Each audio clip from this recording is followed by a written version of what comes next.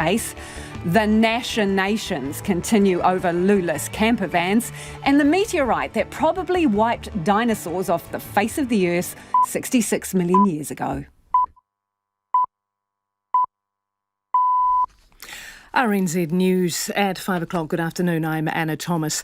A landmark inquiry into Australia's Special Forces has recommended 19 soldiers face investigation by police for war crimes in Afghanistan. The damning report says there's credible information that 39 Afghan civilians were murdered. It's recommended a total of 36 incidents be referred to the Australian Federal Police and says none of them could be discounted as being made in the heat of battle. The inquiry has also found that junior soldiers were often required by superiors to shoot prisoners to get their first kill. The Defence Chief General Angus Campbell has apologised to the Australian public and the people of Afghanistan. And a former Defence Chief, Chris Barry, says the soldiers have betrayed the nation's trust. I was not just shocked. I was quite mortified to read about some of the things that were done in Afghanistan in our name. And really, I think they betrayed our confidence and our trust in conducting these dreadful events. Retired Admiral Chris Barry. A public service marking the 10th anniversary of the Pike River mine disaster has just started in Blackball on the west coast. It follows another at 3:44 this afternoon, the exact time of the explosion, when over 100 friends and family gathered at the mine's portal and called the names of each of the 29 men who died down into the mine. Conan Young is in Blackball. A number of family members are also attending the public memorial here in Blackball. They're due to hear from 9-year-old Erica Ufa, who was still inside her mother's tummy when the mine exploded and killed her father, Joshua Ufa. This service marks the end of today's commemorations in what's been a tough day for all the families. All have told RNZ they're desperate to see somebody held accountable for the disaster, which remains an open police investigation after all these years. On the west coast, ko Conan Young tēnei. The country's first 2 COVID vaccines are based on very different technology, and the government says that diversity is ideal. It now has a purchase agreement for a vaccine with the Belgian company Janssen after earlier announcing one with Pfizer. Otago University epidemiologist David Murdoch says the Pfizer jab is based on the genetic material of COVID-19, while the Janssen one is a different method, one already used to develop an Ebola vaccine. It's what we call a viral vector vaccine, which means that the spike protein of the virus is introduced in this altered other virus, an adenovirus, one that is harmless. And the Science Minister Megan Wood says having different options in the pipeline means the country is more likely to have a successful rollout. A defendant in the New Zealand First Foundation court case has argued they'll face a trial by media if named. The Serious Fraud Office has charged 2 people with obtaining by deception after its investigation into the foundation and its handling of donations. They are accused of using a fraudulent trick to secure more than $700,000, then use it to pay expenses for the New Zealand First Party. Today, one of the defendants argued in the North Shore District Court they should get continued name suppression because they would suffer extreme hardship if publicly identified. The SFO and a lawyer representing 5 media organisations opposed the application. Judge Deirdre Orchard reserved her decision. Postgraduates who've spent thousands on their education in New Zealand are asking why they were left out of a border exemption. In September, the government announced that prospective immigrants holding work to residence, essential skills or entrepreneur visas would be allowed back in. But those with post-study work visas were not included. Sarith Semadia is still doing his IT job remotely from India. Still paying the rent for our apartment. I still pay the taxes in New Zealand. We are paying all the other bills, insurances, nothing stops, but I'm just stuck here for 9 months. And the Immigration Minister, Chris Fafui, says the postgraduate study work visa group has not been identified as a priority. It's 5:04. In sport, Team New Zealand will this evening unveil their America's Cup race boat when they launch their second AC-75 mono hull at their Auckland base in an hour's time. The Defenders are the last team to launch their second boat, with plenty of speculation on just how much it will differ in design from their first mono hull, Te Ahi. Team New Zealand are expected to race their new boat in next month's World Series event against the three challengers, Luna Rossa, American Magic and Team UK. The World Series on the Waitemata Harbour is a warm-up for the Prada Cup Challenger Series, which starts on January the 15th, and from which a winner will be found to take on Team New Zealand for the America's Cup in March. The former New Zealand Breakers player RJ Hampton has been picked at number 24 in the NBA basketball draft.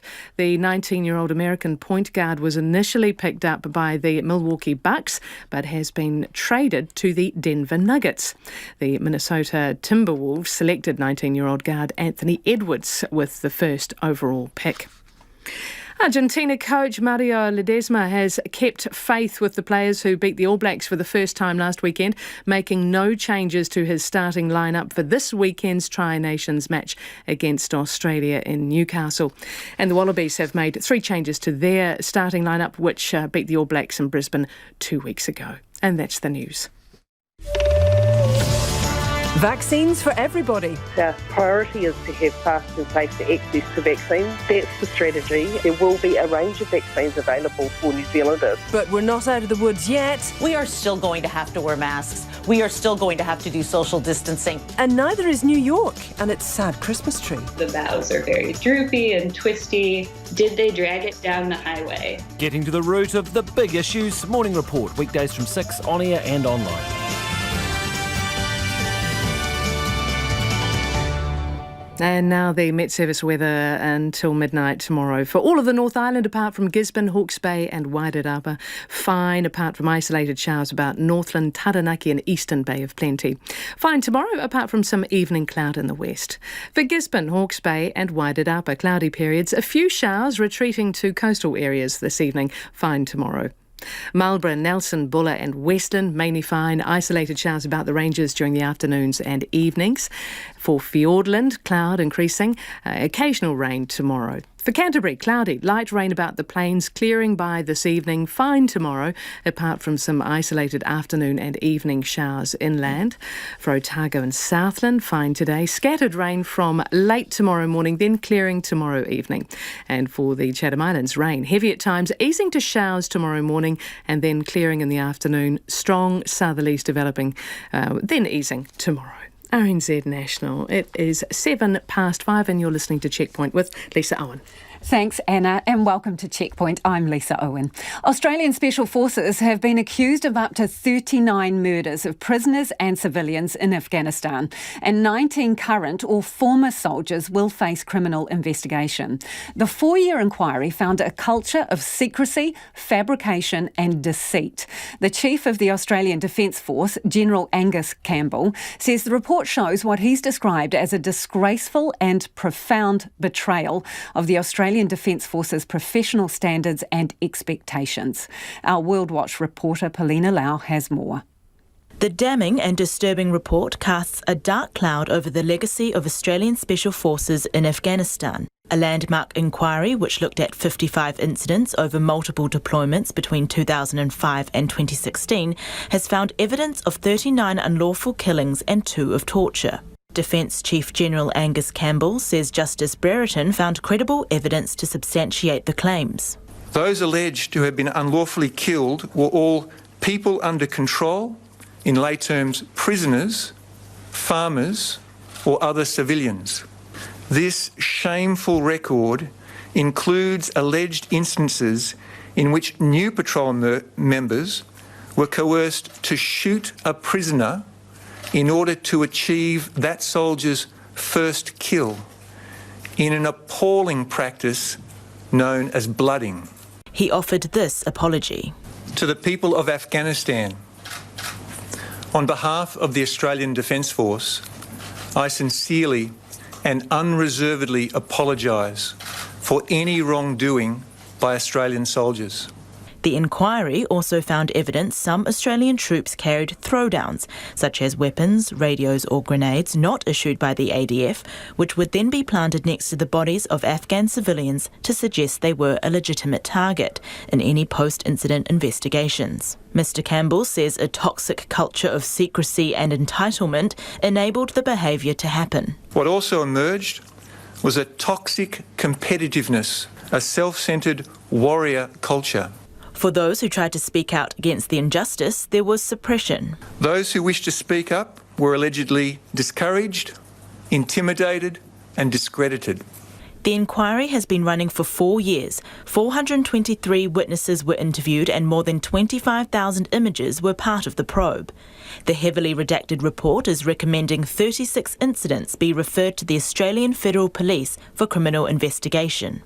Afghan rights groups are now calling for Australia to establish a scheme for victims and compensation for families. Rawan Arif from the Australian Centre for International Justice says it's a reckoning. This is the beginning. This is the reckoning. For many years, the Australian public has been aware through extensive reports that some serious crimes were being committed in their name in Afghanistan. So I think now this is the reckoning, and we're very interested to monitor the process going forward and ensuring that the victims and the families of the victims that have been affected are directly able to participate in the legal proceedings and justice processes that will follow. Prime Minister Scott Morrison says he's spoken to his Afghani counterpart and has expressed sorrow. The 2nd Squadron, SAS, will be struck off the Army's order of battle in the wake of these findings. For Checkpoint, Perlina Lau. Today marks the 10th anniversary of the Pike River mine disaster in which 29 men lost their lives. 2 events have been held to commemorate those who perished, one on the West Coast and one at Parliament. Both were centred around the time of the explosion at 3:44 p.m. At Parliament, Anna Osborne, who lost her husband Milton, told those gathered that the Pike River families all suffered a massive loss. She says it has also been a catalyst for change. But now, 10 years on, I hope we can all find some peace and solace in knowing our men did not die in vain. Their legacies will live on. We have chosen to commemorate our men in Parliament today because this is where so many decisions were made that led to this tragedy. I could take you into houses all over the world that have been changed forever by what happened at Pike River. But it is changes here in this house that can stop this happening again. The Prime Minister, Jacinda Ardern, spoke of the strength of the families. 10 years ago, New Zealand saw a disaster and grief that was so gut-wrenching, it was almost unimaginable. That loss alone would have been too much for most to bear. But the families of the 29 was only the beginning. You were left to pick up the pieces, to raise children, to fill a void. But more than that, you were left to fight. And then carry the burden of knowledge that what happened at Pike River should not have happened. The Prime Minister also noted the family's long-running pursuit of justice. For the past decade, you'd have held governments both blue and red to account. You have brought about legislative change already. You have reminded us there is more to do. But now is the time for us, all of us, to take up that mantle too. You have carried too much, walked too far, pushed so hard, and you've done it for 10 years. For the next 10 years, let us be the ones to carry that burden. The Prime Minister's speech was followed by a minute's silence and a roll call of the 29 men. Prime Minister Tuila Epa Sa'elele Malia Lenga-Oi made the announcement in a live address to the nation this morning. A second test on the man showed up as negative, but the Prime Minister says the country needs to remain vigilant. This is in respect of the man who tested positive after transiting through Auckland to Samoa, a fisherman who is the island nation's first case of COVID-19. The Samoan Prime Minister urged the public to keep faith, wear face masks and continue to follow advice given by the authorities and government officials. But as Christine Ravoy reports, people are nervous. There is a feeling of panic and uncertainty across Samoa today, following the announcement of the country's first COVID-19 case. The man was a sailor who arrived in Samoa on a repatriation flight from Auckland last Friday. He has been placed in an isolation ward at Tupua Tamasese Motuatua Hospital. RNZ Pacific's correspondent in Apia, Aotangawaya Tipi Aotangawaya, says while there have been calls for calm, people are not taking any chances. There is panic amongst the general public of the announcement this morning of the first tested positive case of COVID-19. Few schools around the town area have been closed. The children have been taken back to their homes. You can see people are now wearing masks.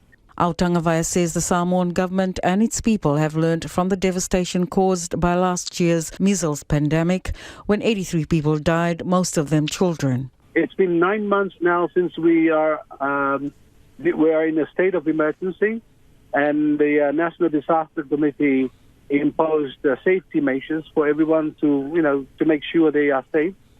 Now you see the reaction from the people when they got the news of the first positive case. They're now starting to wear masks. So it's a very good lesson that we've learned from the outbreak of measles last year. Ina Parkinson works in Apia and says she was alerted to the government's announcement through a text message from a family member at 5 a.m. local time. She decided to pick up her children from school even though there had been no official word from the government that schools should close. It's better to be safe. I think we've been waiting for something like this to happen. We've got our stock of shopping already done and boxes of masks, hand sanitizers and things like that at home. I was just outside of the office not long ago and I see on the road is pretty busy. People are panicking, gas station, the shopping, everything. I think people are panicking.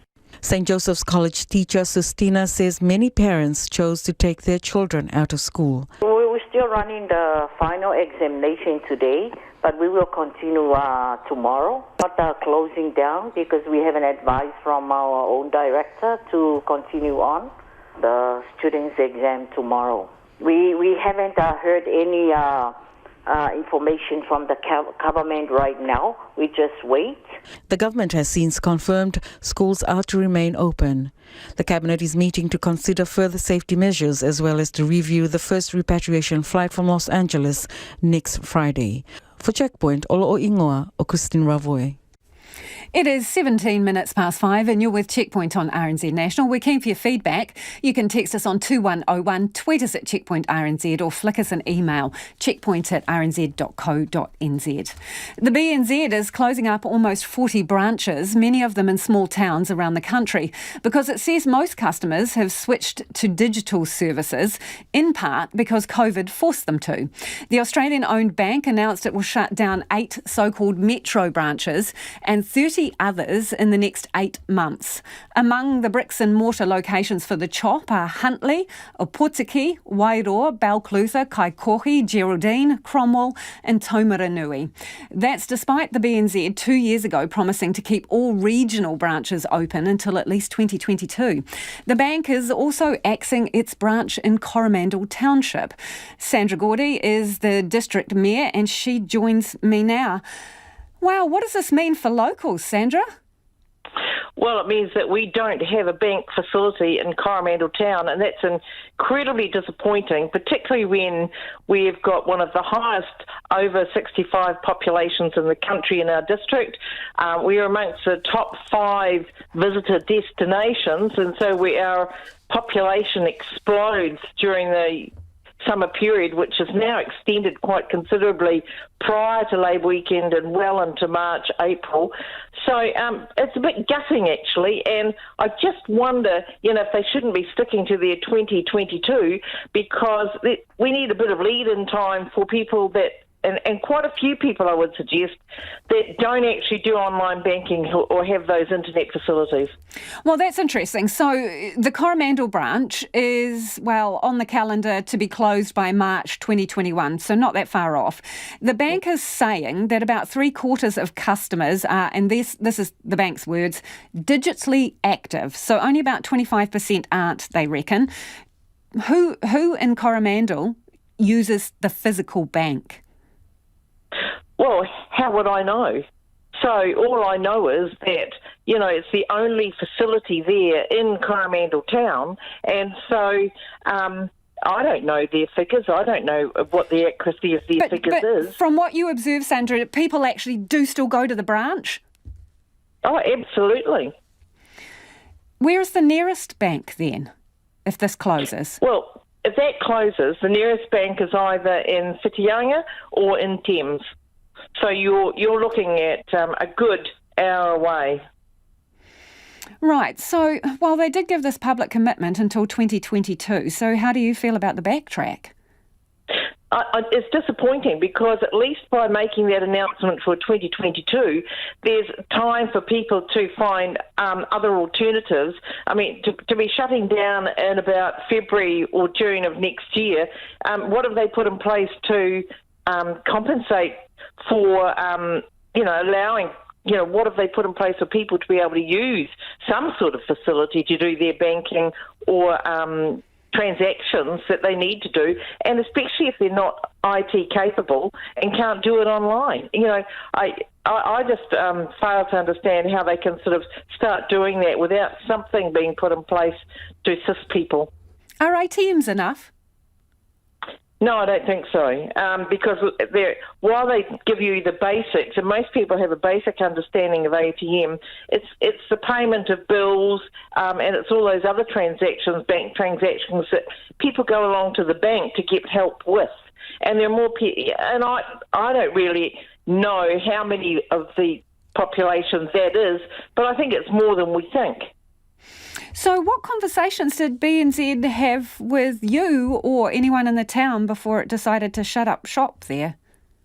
I've no idea. Certainly I'm not aware of any conversations or any correspondence that I can recall or contacts that I can recall, because it's been an icon in Coromandel Town for so many years that the thought of it actually closing has been just taken the wind out of my sails, and so I'm sure that it will to a lot of other people as well. It's sort of been the go-to bank in Coromandel Town, and at least it's still got Westpac in Whangamata. Yeah, well, Whangamata is going as well, isn't it? That's right. Yeah. And it was really disappointing when they lost another banking facility earlier on, or was it the post office? We're getting a number of rationalised services, and so this is just another one of those same rationalisations that they make, and you just need lead-in time, and they also need some assistance with a process when there's no longer the bank available. So when the BNZ closes in Whangamata, how far will those people have to go into a bank? Probably to the Westpac, because it'll be the only one left. So I would assume that they'll just transfer their allegiance to Westpac and say, well, we'll go to Westpac. They've decided to stay here, so we'll stay here with the Westpac. Do you think you can do anything about this? Will you try? Not really. Well, we'll certainly see what we can do for Coromandel Town, because as I say, that's the only one that's been there. It's been quite iconic. If they can at least leave it until 2022, and there are different social service entities that may be able to step into the breach and then assist people with banking processes, and I'm sure that there'll be a number of people there that can't access banking services online. Do you feel that the BNZ's letting some of your community down? Oh, absolutely. Appreciate your time this morning. That is Sandra Gowdy, who is the district mayor there. And the Coromandel Township is losing its BNZ, and that's the only bricks and mortar bank left in the town, and it's scheduled to close up by March 2021. A blind Wellington man who's twice been told he can't take his guide dog on a bus says he was made to feel like a non-person and the drivers need training. George Taggart tried to get on a Wellington Metlink bus outside the Blind Foundation in Adelaide Road yesterday with 3 blind friends. They all had white canes, and George had Gus, his guide dog. Gus, who's a poodle, was wearing a harness and guide dog tags, and George was carrying a photo ID that identifies him as sight impaired cared, and Gus as his assistance dog. George Taggart picks up the story at the point he and Gus tried to get on the number 23 Metlink bus just before noon yesterday. I stepped up on the bus and the driver says, "Get off my bus."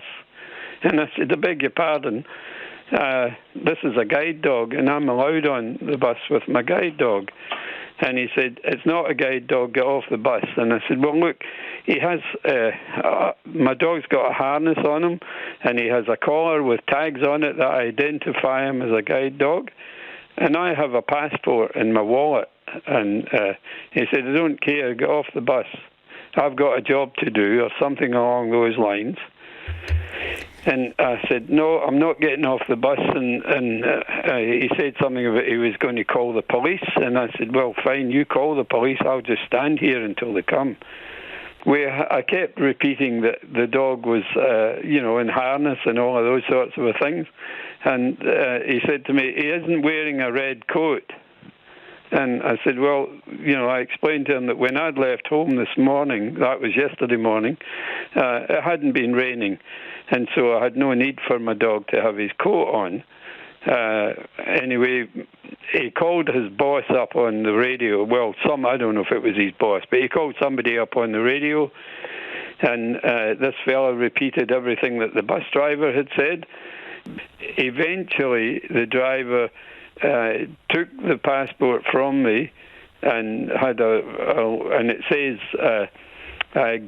Blind Foundation guide dog, and there's a photograph on it of Gus and myself, and he told his boss that on the radio, and then the bus driver got out of his seat and came down onto the platform and had a look at the dog's collar, and eventually they let me go on the bus with him saying, "I'm only doing my job." Can you describe Gus to me? You might have to stop me here because I might rave on a bit, because he's the most gorgeous, beautiful big animal. He's more than an animal, he's my friend. In fact, I tell people that Mary, my partner, is my number one friend, and Gus is my number two friend. But Mary, thinks that my number two friend is my number one friend, and my number two friend definitely thinks he's number one. So he's a great big white standard poodle. He's actually quite tall. He's a beautiful dog, but not only that, he's got the most beautiful nature. He just loves people.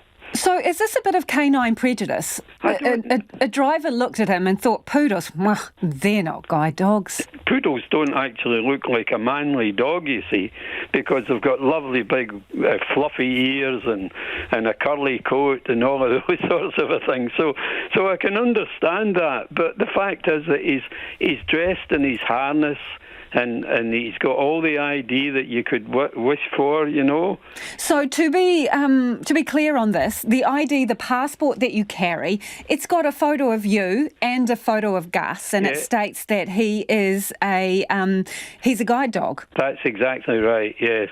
And on the back side of it, which I don't think the driver turned around, but on the back of the card is actually a quotation from the Human Rights Act. I can't see it, but I believe it's there.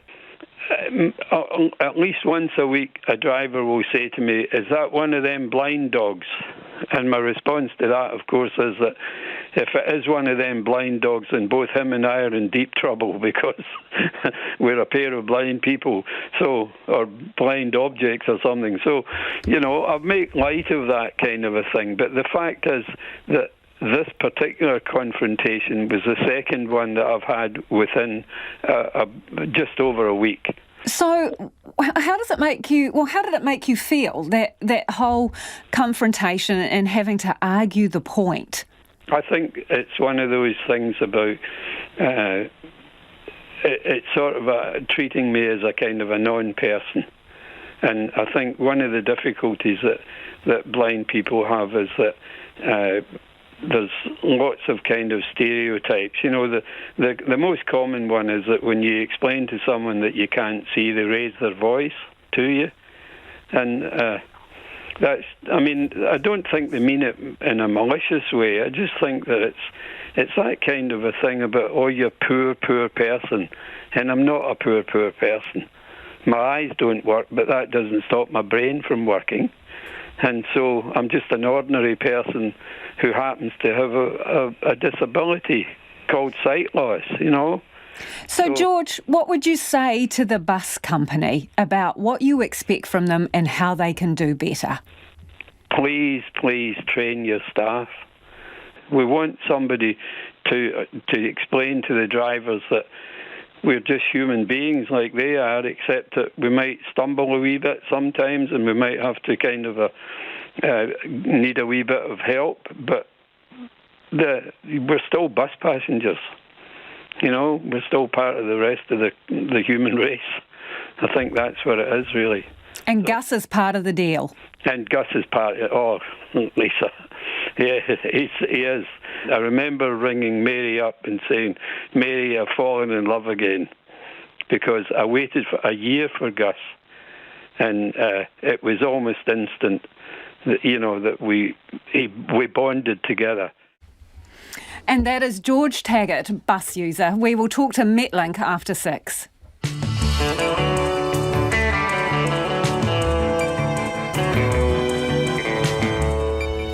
And coming up on Checkpoint on RNZ National, BNZ is axing almost 40 branches of, mainly in the regions actually. They had promised to keep them open until 2020. The Wellington Bus Company that told a blind man to get his guide dog off the bus fronts up. We're at Blackball with the families of Pike River a decade on, and D-grade classrooms are in for a facelift. Now, we would love your feedback, particularly on that story about George Taggart, a blind man from Wellington who tried to get on the bus with his guide dog Gus and was told to get the dog off because they didn't believe him that it was a guide dog. Text us on 2101. You can tweet us at Checkpoint RNZ or email checkpoint@rnz.co.nz. Time now for the headlines with Anna. Thanks, Lisa. A major inquiry has recommended 19 elite Australian soldiers face a criminal investigation over war crimes in Afghanistan. The damning report says there's credible information that 39 Afghan civilians were murdered, and it recommends referring 36 incidents to the Australian police. The Australian Defence Force Chief Angus Campbell has called it a disgraceful and profound betrayal of the force and apologised to the people of Afghanistan. Another event commemorating the anniversary of the Pike River mine disaster 10 years ago today is taking place in Blackball on the west coast. At 3:44 this afternoon, 114 friends and family of the 29 miners killed in the explosions called the names of each of the dead from the mine's portal. The government says the country's first 2 COVID vaccines are based on very different technology, which will make a successful rollout more likely. If today announced a purchase agreement for a vaccine with the Belgian company Janssen after earlier announcing one with Pfizer. Epidemiologist David Murdoch says the Pfizer jab is based on the genetic material of COVID-19, while Janssen has a different method that's already been used for an Ebola vaccine. A defendant in the New Zealand First Foundation court case has argued for continued name suppression in the North Shore District Court today, saying they'll face trial by media otherwise. The Serious Fraud Office has charged 2 people with obtaining by deception over the Foundation's handling of donations. The SFO and 5 media organisations opposed the application for name suppression. Judge Deirdre Orchard reserved her decision. The Housing Minister, Megan Woods, has opened a new state housing development in the West Auckland suburb of New Lynn. The 82 newly built apartments and standalone homes replace 16 old homes built during the 1940s. A man's been flown to Dunedin Hospital in a critical condition after being trapped under farm machinery in West Otago. Emergency services were called to a rural property near Moore Flat about 2:20 this afternoon. And that's the news. Thanks, Anna. Kia ora anō. This is Checkpoint and I'm Lisa Owen, and it's time to get to the business news with Nicholas Poynton. Nicholas, drumroll, a new company has debuted on the NZX. Yeah, I'm not sure what's rarer, the fact I got to get out of the office today to go and cover it, or the fact we've seen a new listing. So the online consumer lending company known as Harmony, they've dual listed on both the NZX and the Australian Stock Exchange this morning, and this is a business, they specialise in personal loans, and they can be categorised Enterprise is one of these new fintech financial technology companies that's really challenging the monopolistic hold that banks have on the financial services sector. And in its initial public offering, the company, they raised about $92 million over in Australia. And they say this money, it's key for funding future growth, not so much here in New Zealand, but mainly in Australia. That's what they're really eyeing up. They say that their competitors are well cashed up, and they've, it's like an arms race out there. They've got to have the money to take them on, to really ramp up the marketing. And to quote their words, they say, with more competition comes more opportunities. And this is, in fact, actually the second listing we've seen on the NZX this year. About a couple months ago, Rua Bioscience, the medicinal cannabis company, they listed. And we heard from the head of the stock exchange. They told us today that they were optimistic there would be more listings to come before the year end and as we move in through to next year. He says the fact is that there are a number of businesses that have signalled their interest at the moment, particularly in this post-COVID environment, because we had a report earlier this week that said that 70% of foreign investment into private companies this year was actually, there's been a 70% drop in private investment into companies this year. And if you're a private business and you're wanting to get money into your business, but you can't get it from private equity, things like that, well, the next thing you do is you probably look to the stock market there, try and tap the shoulders of shareholders, something to get some money into your business. But on the back of this announcement, on the back of this debut today, interestingly, the company's had quite a lackluster performance on the NZX and the ASX. It's down by about 4.8% on its initial on the price it started at. It's down to $3.35. And can we jump ahead to the markets, Nicholas? Yeah, sure. Our stock market was down by about 49 points today to 12,605. Our dollar remains strong at 69 US cents, 94.7 Australian, and 52.2 British pence. 52.2 British pence. Wow. Thanks, Nicholas. That's Nicholas Poynton with Business News. Returning to our top story today, Australian Special Forces have been accused of up to 39 murders of prisoners and civilians in Afghanistan, and 19 current or former soldiers will face criminal investigation. Nick McKenzie is an investigative journalist at The Age whose reporting was key in exposing the crimes, and he joins me now. Good evening. Can you tell us, what was the most damning evidence that was unearthed in this weighty investigation? Well, over 4 years, the senior judge leading the investigation interviewed more than 400 serving and former commandos and SAS, the soldiers who'd served in Afghanistan and officers.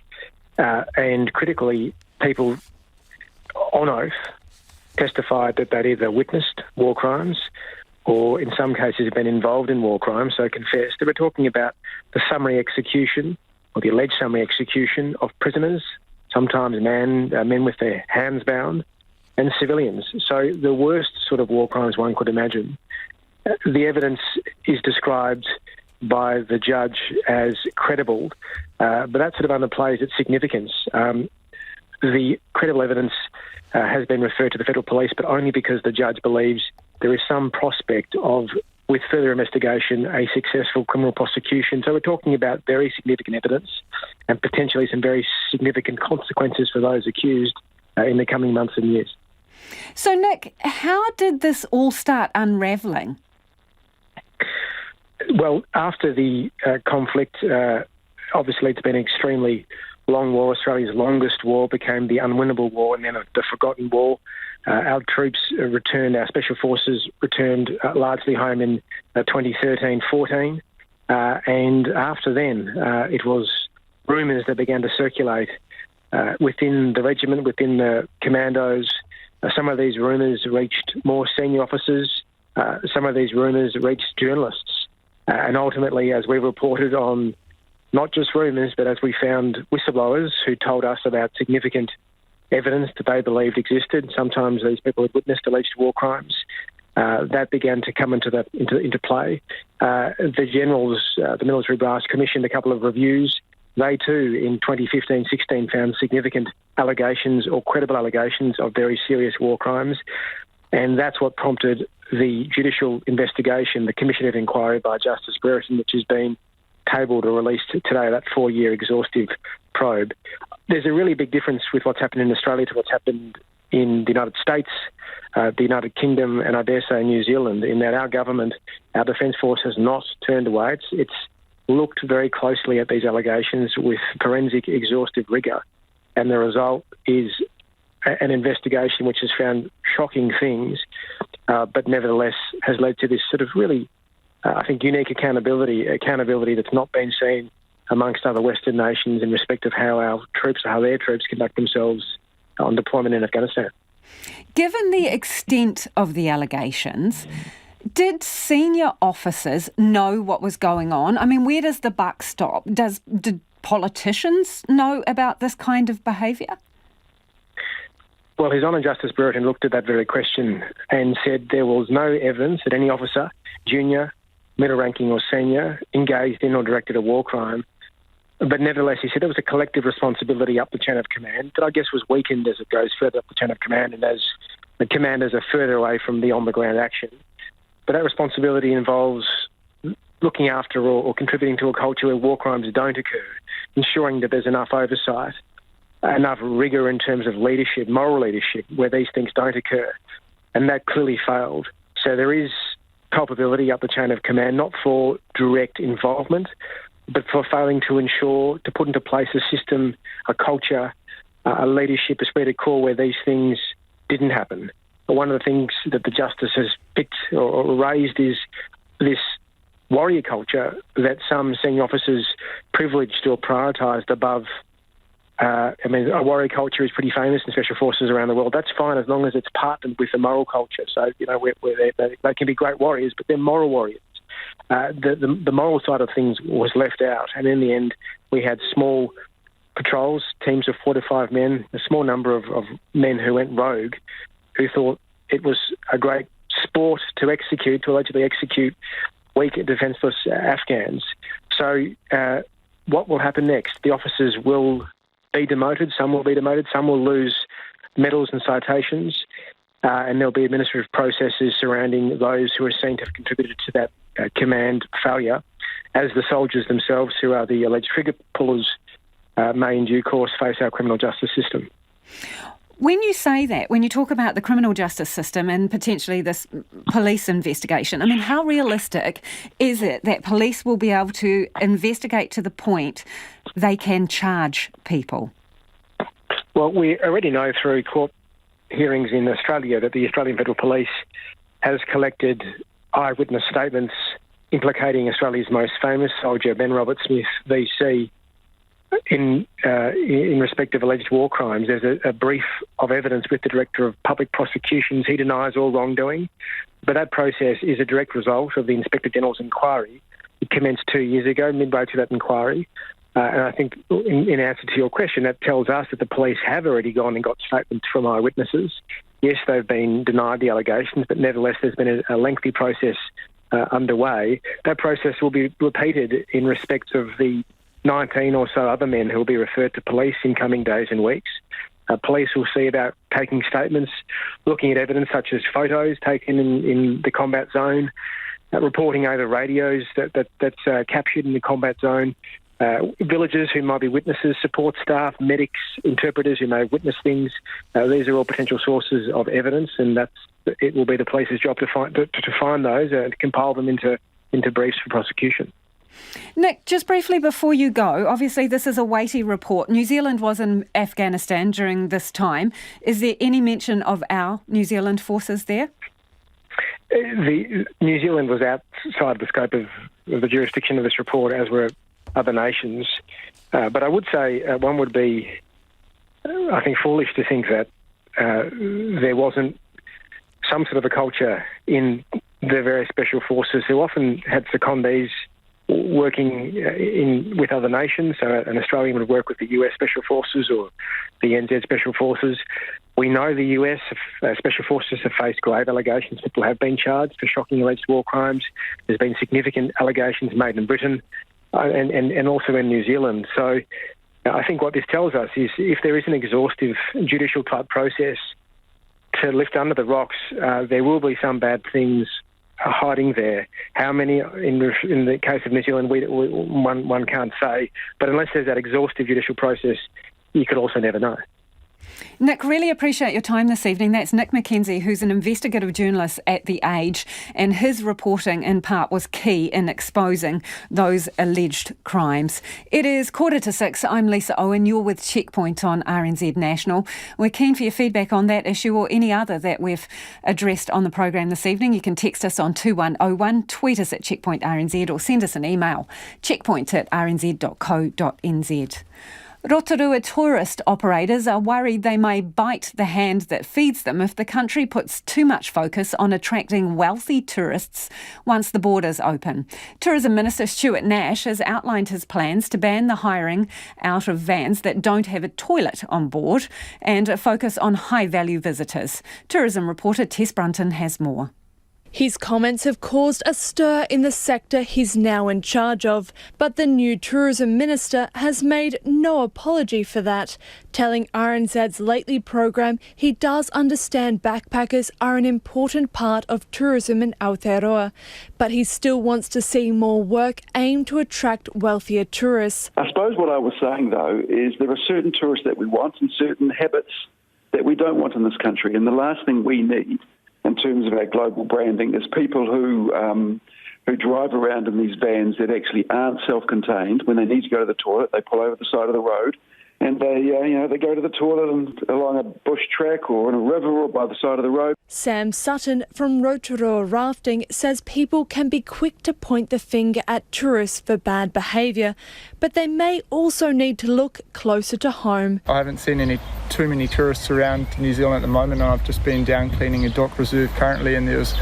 a large poo in the middle of the track and also poo in front of the toilet, and the toilets have been used to flush with their feet. So do I agree that it's just tourists disrupting the environment? No, I don't think so. I think we also need to look internally. He's worried that honing in on wealthy tourists will leave many operators high and dry, including some of the big tourism businesses that rely on volume. If that's going to happen, the government really need to be clear on that as soon as possible, because I know personally myself I wouldn't be continuing with business in the hope that of just having one or two tourists come through every day. That's even if they are paying a big sum, it's not going to balance out to what it used to be. Sam Sutton says enforcing fines if people don't follow the rules and ensuring there are clean facilities could help to improve behaviour. Rotorua Canopy Tours General Manager Paul Button is curious to find out what counts as a high-value visitor. Is it a luxury guest where they're paying $10,000 a day, or whether a high-value guest which is paying $10,000 a trip? He wants to see more toilets and other infrastructure built, but not just for overseas travellers. New Zealand does lack infrastructure for the freedom camping sector, and I think the mindset that we need to have is it's not about providing infrastructure for the freedom campers, it's about providing infrastructure for domestics, for Kiwis as well. These bathrooms, recycling and rubbish facilities should be enjoyed by all New Zealanders and should be left tactfully so Kiwis can enjoy holiday. While they may not want to see the back of backpackers, tourism operators say they're keen to keep communication open with their Minister, Stuart Nash. For Checkpoint, Tess Brunton, TNA. The latest COVID vaccine the government has signed the country up for has its origins in an Ebola jab. The vaccine by the Belgian company Janssen is the second the government has agreed to purchase.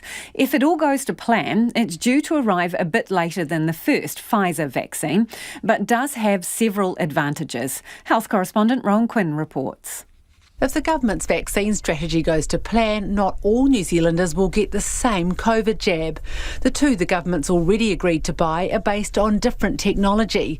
The Pfizer one is based on COVID-19's genetic material, while the Janssen one, which is modelled on the same technology as an Ebola vaccine, is different again, as Otago University epidemiologist David Murdoch explains. It's what we call a viral vector vaccine, which means that the spike protein of the virus is introduced in the altered other virus, an adenovirus, one that is harmless. And how they'll be rolled out is different too. The Pfizer one requires specialist freezers to keep it at minus 70 degrees, and those who get it will need 2 jabs. It's due to arrive as early as March next year, but would only cover 750,000 people. The Janssen one wouldn't arrive until later. Its makers say it's a one-shot immunisation and the government could access 5 million doses. It can also be kept in a plain old fridge. Science and Innovation Minister Megan Woods says the government wants to keep its options open and there will be more to come. We will see a progression of vaccines becoming available, and exactly why our strategy from the outset said that we needed to have a portfolio approach to this and be looking at multiple options. Some will be more suitable for some New Zealanders. They need to be stored in different ways, so we need to have options. Of course, neither vaccine is a done deal. Professor Murdoch, who specialises in infectious diseases, says the early signs look good, with trials pointing to safe and effective vaccines. But he says he understands that people may worry about the safety of a vaccination that's been developed so quickly. There's nothing obvious at the moment that would suggest that's an issue, but I certainly assure everybody that the actual standards that are expected, and certainly in New Zealand for any vaccine to be licensed, remain very high. They don't change.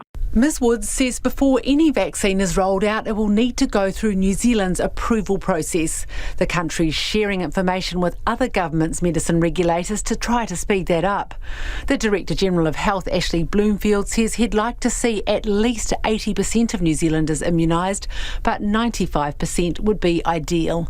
There's a word of caution from Auckland University vaccinologist Helen Pertussis-Harris, who says some vaccines, while stopping individuals getting sick, don't stop transmission. With any vaccine, that's not something you know until you've been using it for a little while, and you can start seeing the effect, the population effect, which is not possible when you're doing those sort of clinical trials. You have to wait until you start using it in the real world to see that effect. The government says having different options allows it to have the most effective program for the country. It's purchased 9 super cold freezers that can store all 1.5 million Pfizer doses and will buy about 30 smaller ones so it can have stocks around the country. And it's planning to stock up on needles, syringes, gauzes, bio bags and other vital bits and pieces needed to deliver the jabs.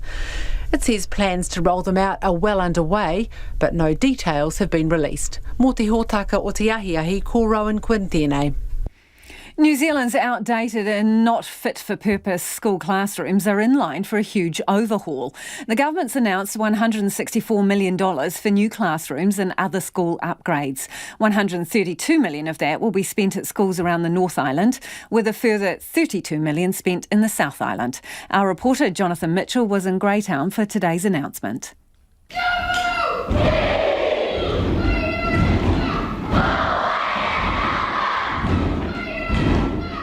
A rousing haka greeted Education Minister Chris Hipkins and Wairarapa MP Karen McAnulty at Greytown Primary School today. The school kids had worried Mr Hipkins was coming in his COVID-19 role to say the school had COVID, which the minister found funny. Generally speaking, if it was to do with COVID-19, I wouldn't be coming to visit a school. I'd be following the advice that we have around, for everybody else of keeping your distance. Greytown Primary School is in line for 5 replacement classrooms and 4 new ones after years of lobbying by the local MP. The total figure met with much excitement. Drum roll, please. You are going to get $6 million to rebuild your classrooms and to build new classrooms for the school year.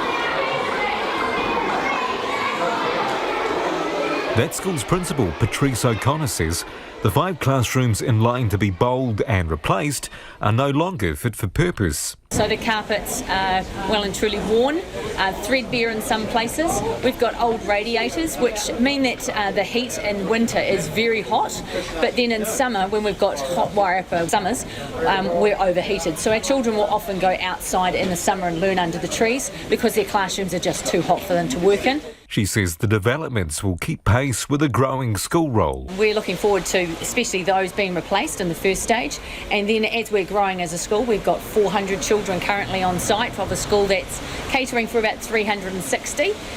So it means that we've got the ability to expand as Greytown community expands. Chris Hipkins says around 7,500 students will benefit from the overall investment, and it will help create and sustain more than 3,000 jobs. He says the Ministry of Education and Schools will engage with local builders, plumbers, carpenters, roofers and electricians, who will in turn need to buy products and supplies from local stores.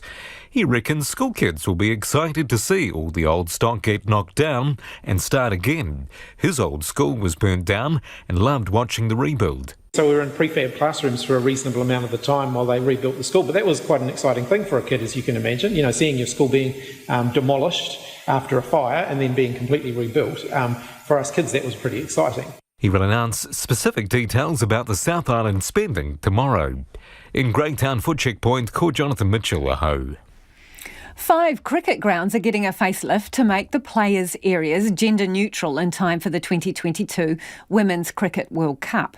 The Basin Reserve in Wellington is the first to undergo the transformation, with urinals and a communal shower in the changing sheds ripped out and replaced with individual toilets and showers. Seddon Park, Hagley Oval, the University Oval and New Zealand Cricket's High Performance Centre in Lincoln are also set for upgrades. Former White Ferns and Wellington Blaze stalwart Liz Green gave our reporter Ben Strang and camera operator Dom Thomas a tour of the Basin Reserve's new changing sheds. So you're going to take us around the new facilities? Yep.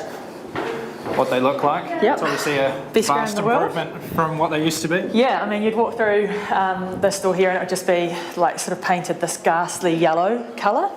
And so it was quite a shock to the eyes, but now it's all white, and you've obviously got a lot of history with past players on the walls as well, which is pretty cool. So as players, do you seek to try to get on this wall here? Or? I think as a female player, you can only get on that wall if you've played test matches, I think, for New Zealand, and obviously we don't play test matches anymore. I think I've queried it once. I'm like, I'd love to be on that wall, but yeah, I don't think there'll be a female player on there for a little bit until Hopefully. Test matches come back, maybe. Do you think would be a nice day. I think so. I think the way women's cricket is evolving, I think is positive. So I know that the White Ferns would love to play test matches. Australia and England are the only countries at the moment to play test matches, so it would be nice to include the White Ferns in that going forward. Yeah, absolutely. Cricket. All right, we're going to head into the changing room now. So this has been the one that's gone through the most drastic change, isn't it?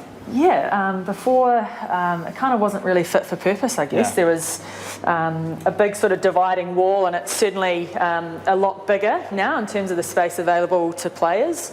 You'd walk in here, and obviously the honours boards have been up there for the men's players for a long time, but over the last 3 years, I mean, it probably reflects well on our CEO. He really wants to make sure the Firebirds and the Blaze are treated equally at Cricket Wellington. So to have the Blaze honours boards behind us is testament to that inclusive approach to men's and women's cricket at Cricket Wellington. So obviously the big improvement is the bathrooms, so we'll go and have a look at those. Yeah. What changes have been made? What was it like previously in here? Yeah, honestly, when you used to walk in here as a female player, you'd be greeted by one toilet. And when there's 15 or 20 of you in the changing room at one time, you'd often be ducking out to use the public toilets upstairs. So you were sort of greeted with that. You had open shower facilities, so you never dreamed about having a shower as a player. And then obviously the urinal, which is thankfully not here anymore. It was kind of always made this ghastly sort of sound. It would flush every sort of 10-15 minutes. So as a female, you kind of you were very acutely aware that you were in a changing room that was built for male players. Yeah. So this now, it's going to be a game changer. We've got a lot of young players coming through, and it means that you have a safe environment to do what you need to do. Have a shower, go to the toilet, have an ice bath. So, with the Women's Cricket World Cup just around the corner, these are world-class facilities right now. So these are all individual showers now.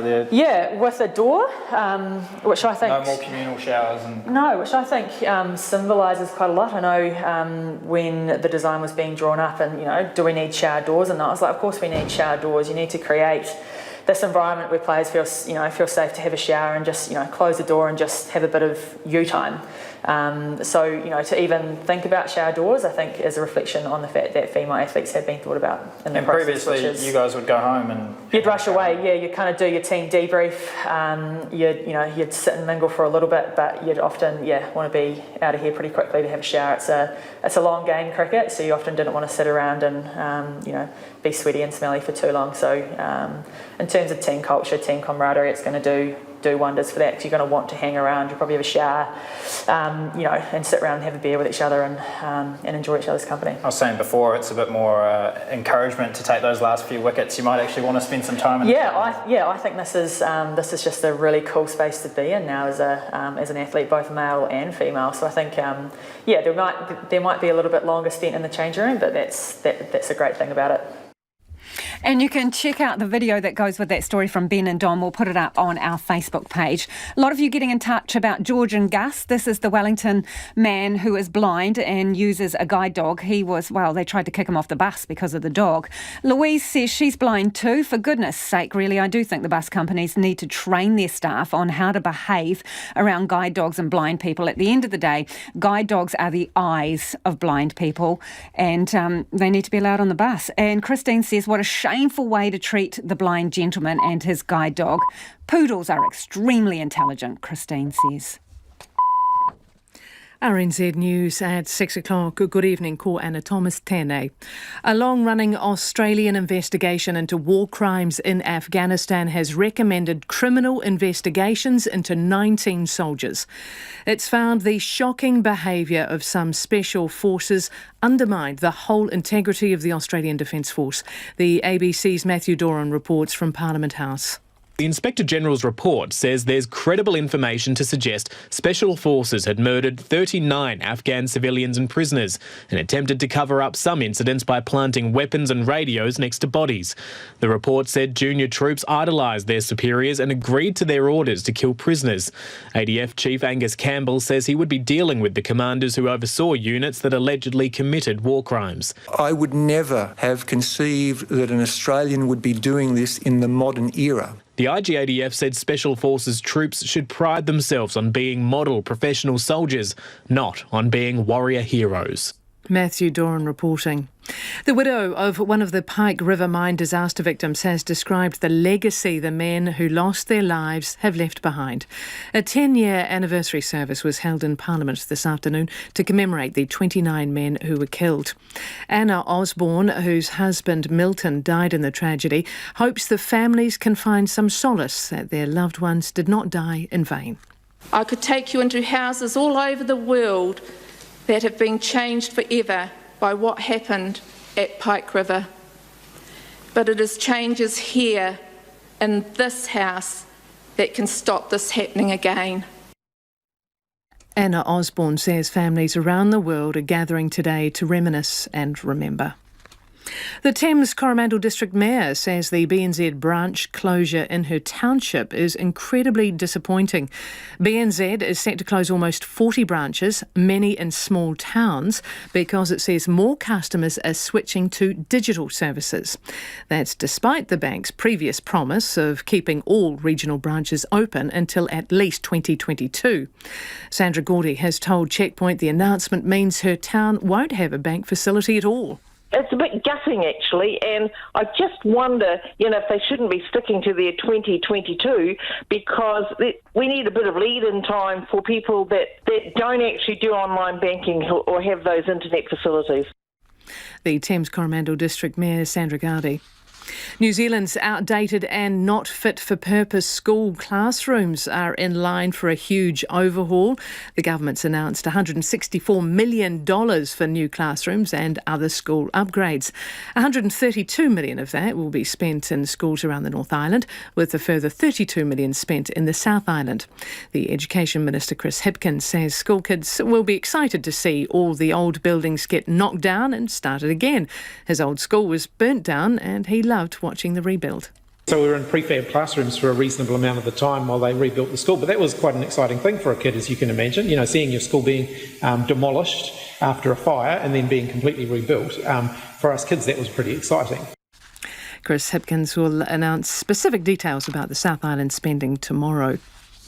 The country's first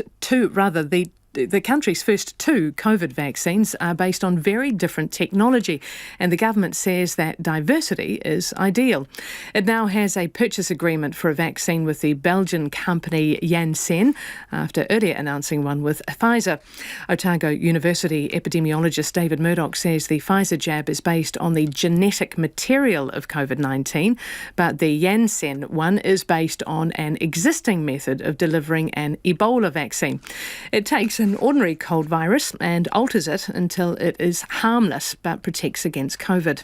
The Science Minister, Megan Wood, says having different options in the pipeline means the country is more likely to have a successful rollout. It's 6:04. More than 250,000 Americans have died with COVID-19, and health experts warn the world's worst affected country could see around 2,000 deaths a day in coming months. Our correspondent Jagruti Dave has more. The grim milestone comes as cases are rising in virtually every state across America, and many states are seeing increased hospitalizations. Midwestern states such as Iowa, North and South Dakota and Wisconsin are some of the worst affected. State and local officials are putting in place measures to try and curb the virus's spread. Many governors who had previously avoided mask mandates, such as Iowa's Republican Governor Kim Reynolds, have recently reversed course. And New York's public school system is to shut down for a second time in what the city says is a temporary measure. Jagruti Dave reporting. The cordon around Lake Oahu has been officially lifted about a month and a half after the devastating blaze. It damaged or destroyed 48 properties. Waitaki District Council staff have stood down from the cordon 6 weeks after taking over from fire and emergency. Recovery manager Lishelle Guyan says the village is nearly cleared and ready for rebuilding and renewal. To sport now, and the former New Zealand Breakers player RJ Hampton has been picked at number 24 in the NBA basketball draft.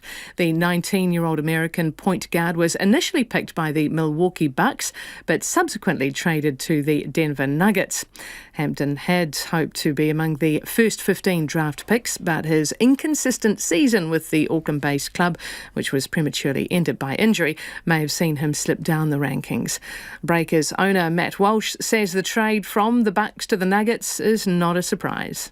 We knew that Denver really liked him pre-draft, and to see him fulfill his NBA dream, I know he would have liked to have been a top 10 pick, but now his journey begins. We're proud to have played a small role in that, and I think he's going to move on to be a very good NBA player. The Minnesota Timberwolves selected 19-year-old guard Anthony Edwards with the first overall pick. Team New Zealand has just unveiled the boat they hope will help them retain the America's Cup in Auckland next year. The Defenders are the last team to reveal their second boat, with the three challengers already launching their racing AC75s last month. The Prada Cup Challenger Series between Luna Rossa, American Magic and Team UK starts in mid-January, with the winner then taking on Team New Zealand for the America's Cup in March. And error-prone Novak Djokovic has been beaten for only the fourth time this year as Daniil Medvedev reached the semi-finals at the ATP Tennis Finals in London. Medvedev beat the world number one in straight sets, and Djokovic can still qualify for the last four if he wins his final round-robin match. And that's the news. Tonight on Night's sci-fi connoisseur Eleanor Tremere embraces futurism. Could you have science fiction without it? But what do our imagined futures say about our present? Lien Huang is on the line from Vietnam, the place to be if you want to set up a new factory. And Sam Seba, back in New Zealand after spending time in his homeland, Ethiopia, a country teetering on the edge of civil war. All on Nights with me, Brian Crump, after the news at 7 on RNZ National. And now the short forecast from Met Service until midnight tomorrow. For all of the North Island, apart from Gisborne, Hawke's Bay and Wairarapa, fine apart from isolated showers, fine tomorrow apart from some cloud in the west. For Gisborne, Hawke's Bay and Wairarapa, a few showers retreating to coastal areas this evening, fine tomorrow. Marlborough, Nelson, Buller and Westland, mainly fine. Isolated showers about the ranges during the afternoons and evenings. For Canterbury, areas of cloud today, fine tomorrow, apart from isolated afternoon and evening showers inland. Otago and Southland fine today. Scattered rain from late tomorrow morning, then clearing tomorrow evening. For Fiordland, cloud increasing with occasional rain tomorrow. And for the Chatham Islands, rain heavy at times, easing to showers tomorrow morning and then clearing in the afternoon. Strong southerlies easing tomorrow. RNZ National, it's 6:08 and you're with Checkpoint and Lisa Owen. Thanks, Anna. Kia ora anō. Commemorations on the West Coast for the 10th anniversary of the Pike River mine disaster are just coming to a close with a public service in Blackball. Earlier this afternoon, friends and family of the 29 men who died gathered at the mine's portal. A minute's silence was held at 3:44, the exact time of the first explosion. Then one by one, they called out the men's names down into the mine where 10 years on they remain entombed. Conan Young is in Blackball and joins me now. Conan, what's happening there now? Yeah, look, we're just at the public service that's been held today. This is where anybody can come along, but there's also a lot of family members who have turned up here as well. This is the last thing they're going to be doing today, what marks the end of a very long day for all of the families. We've got a wheel here with the names of each of the 29 men on it, on ceramic plaques that each of the families decorated. And as they do every year, the families have been lining up and pinning flowers to each of those names. We also heard a really moving speech from Erica Yufa. And she's the 9-year-old daughter of Josh Yufa. She never actually got to meet her father because she was actually still in her mum's tummy, who was 3 months pregnant with her when the mine exploded. And she talked about what it's been like for her the last 10 years, growing up without a father, how she goes down to the memorial on Father's Day and for his birthday to remember him, and how she's growing up just learning about him through the people who loved him. So just a real insight there into the many children actually who are growing up without fathers because of this terrible disaster. And how have the families spent the rest of the day?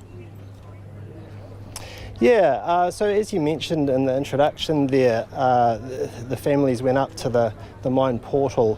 A minute's silence was held at 3:44, that's the exact time that the explosion happened.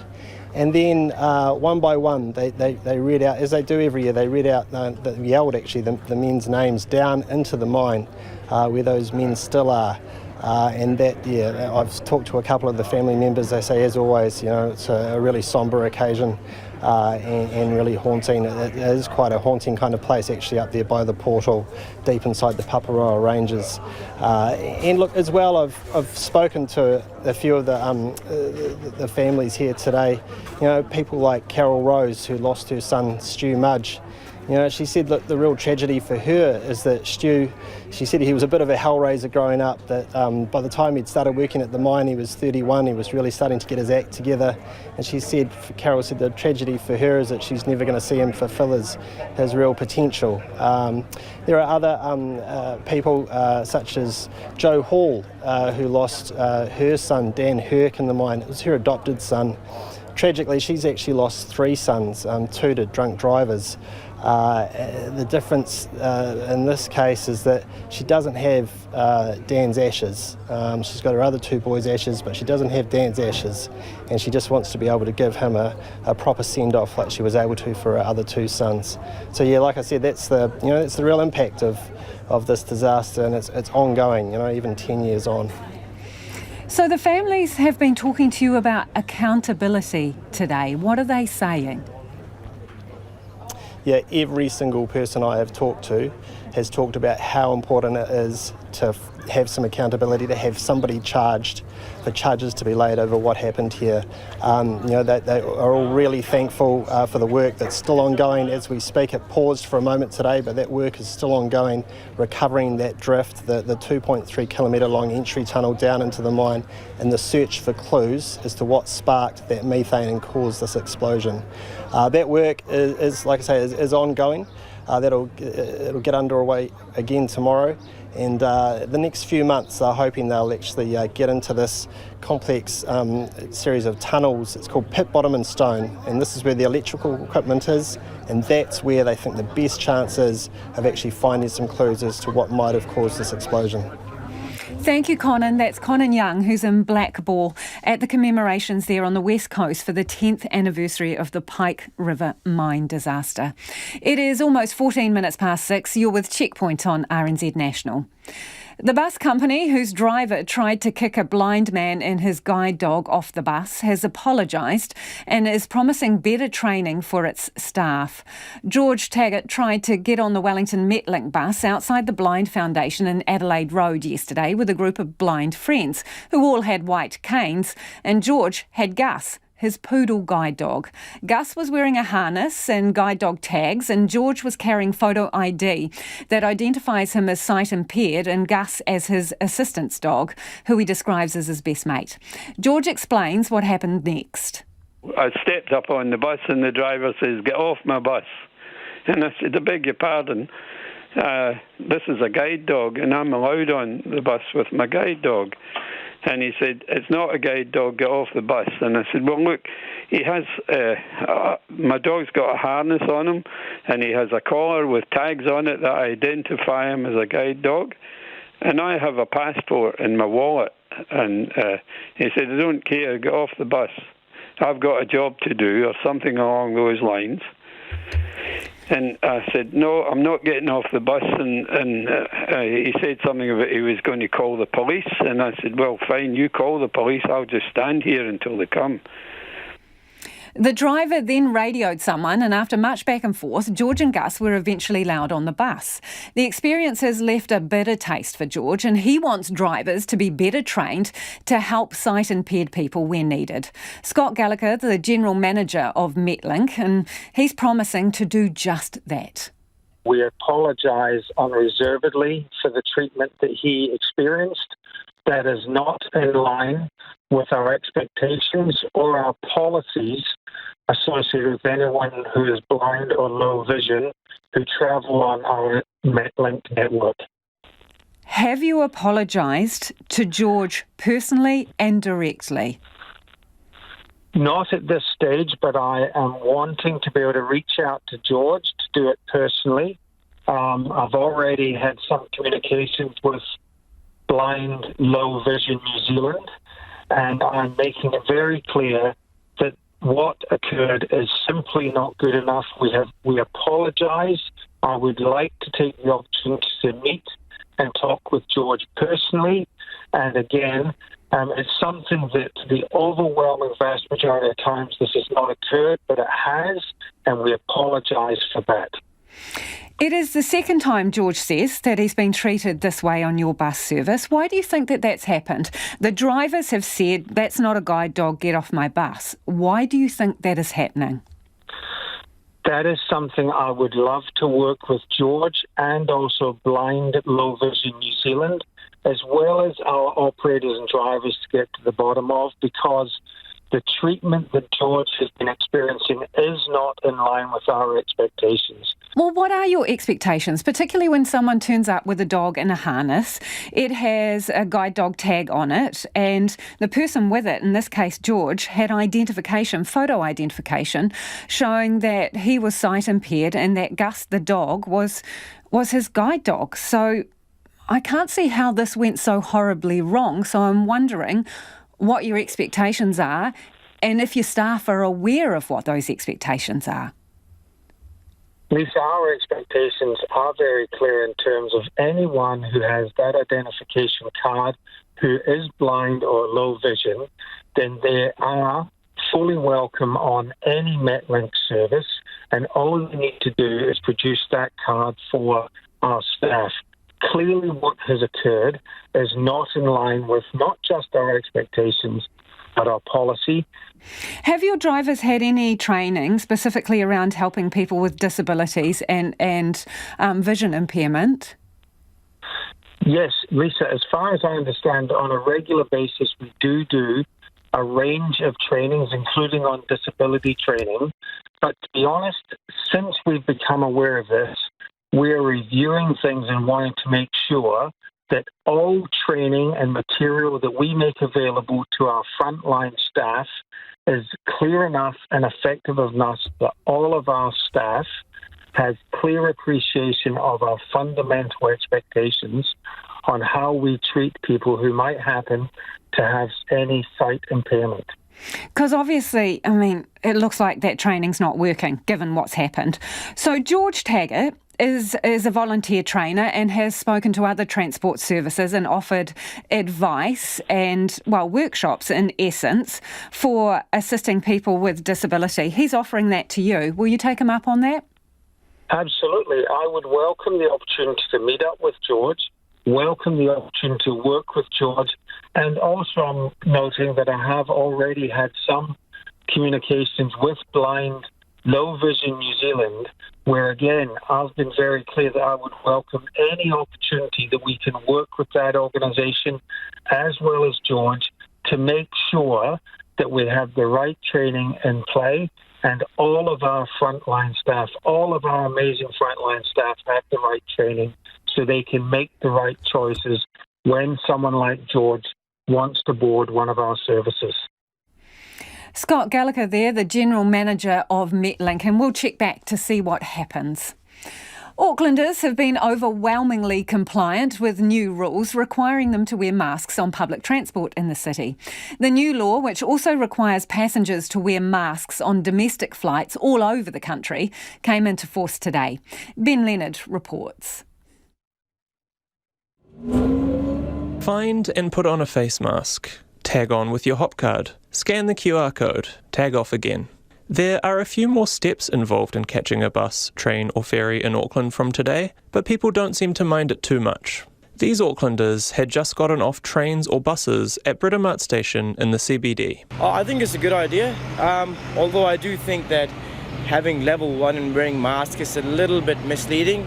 If we were at, for instance, level 1.5, that'd be like, okay, for me level 1 means all okay within, no community transmission. That's the only thing, but I don't mind wearing masks as long as it reduces the chance of either spreading it or catching it. I think we live in a world where some people are rational about it and some are not, but most people I've seen just think it's something we have to do to be safe.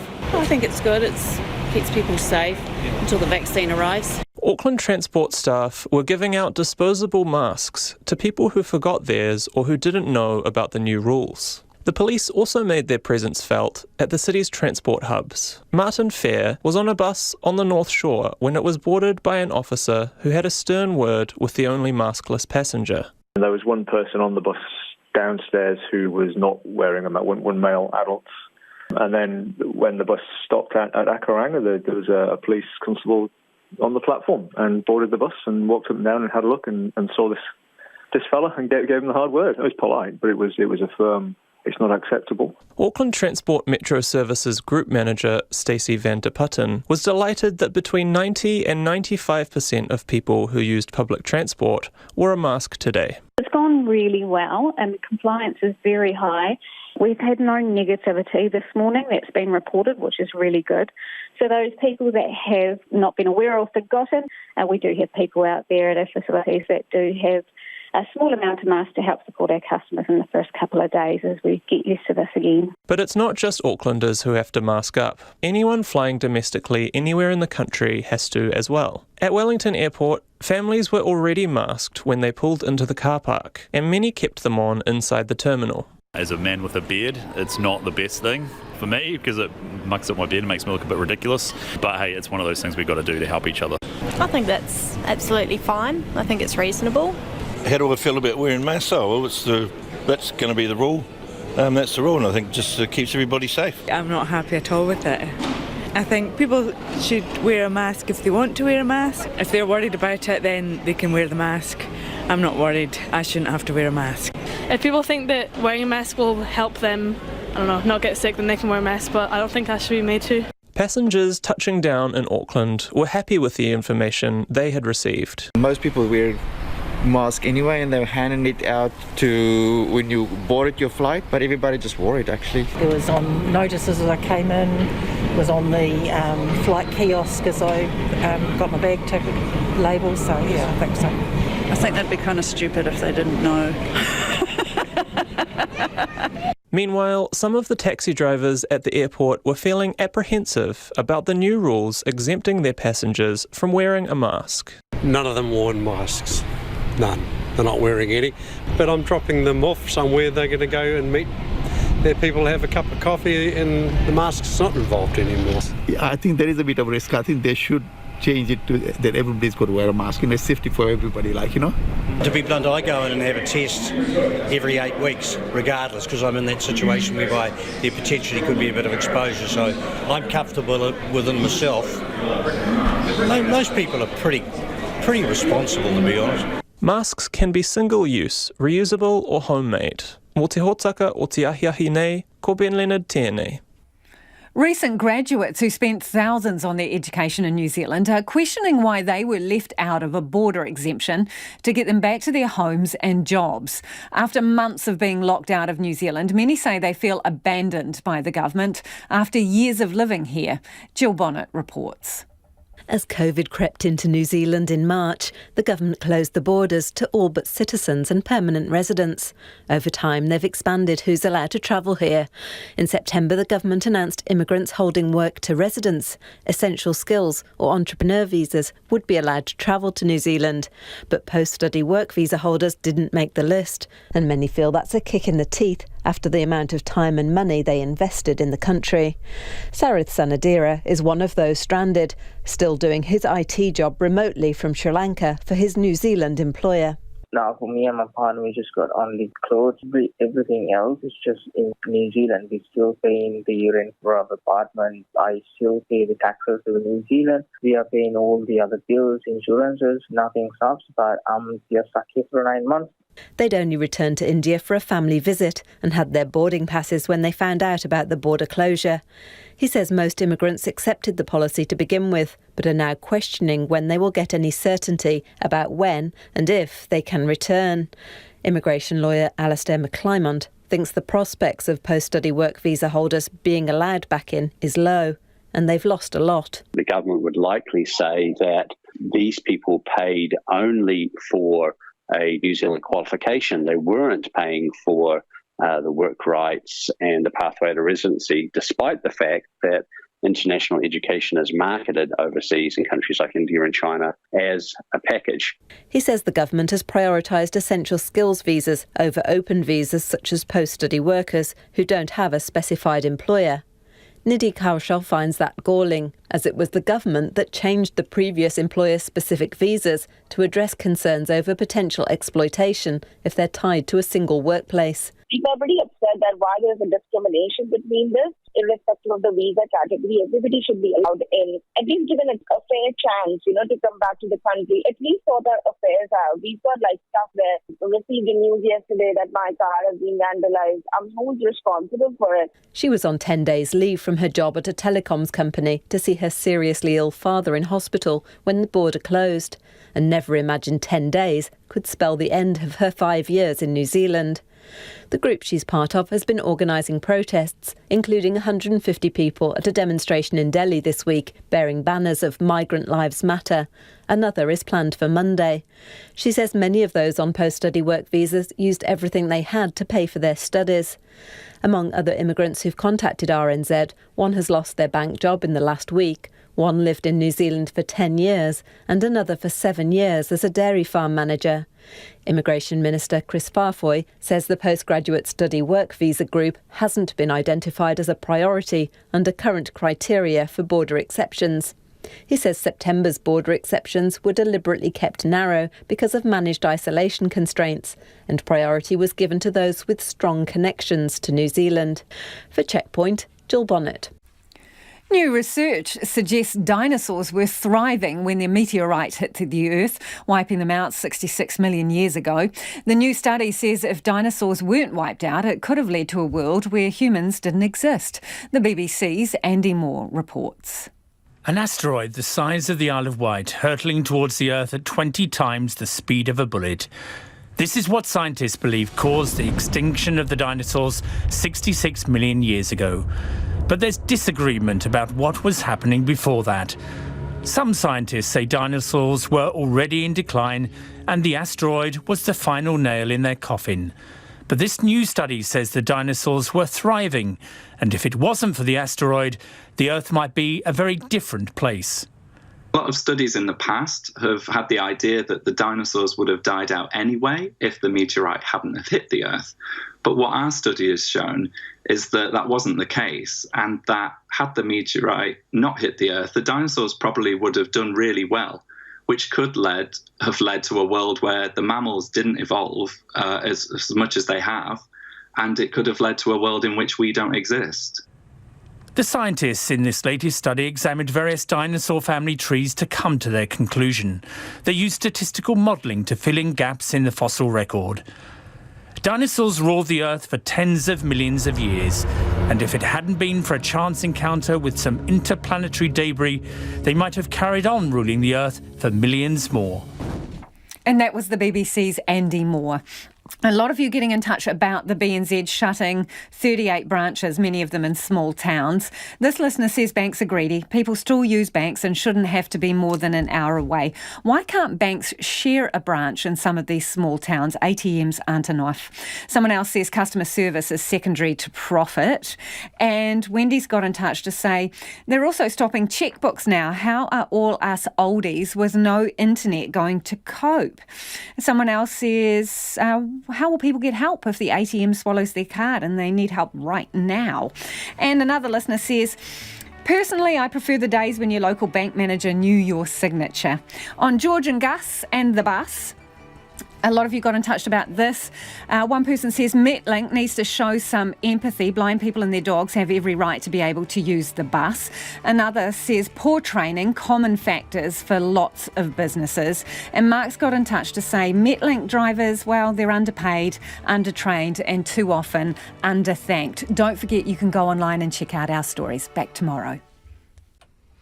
RNZ News headlines at 6:30. I'm Anna Thomas. An investigation into war crimes by Australian Special Forces in Afghanistan recommends criminal investigations into 19 soldiers. The widow of a victim of the Pike River mine disaster says families around the world are gathering today to remember the 29 men who died. Science Minister Megan Woods says the two different kinds of vaccines the government has in the pipeline means a successful rollout is more likely. And more than 250,000 Americans have died with COVID-19, and the US has been warned up to 2,000 people could die a day this northern winter. Our next news and weather is at 7. Take the pulse of the day's news every weeknight at 10. People expect 100% pure experience.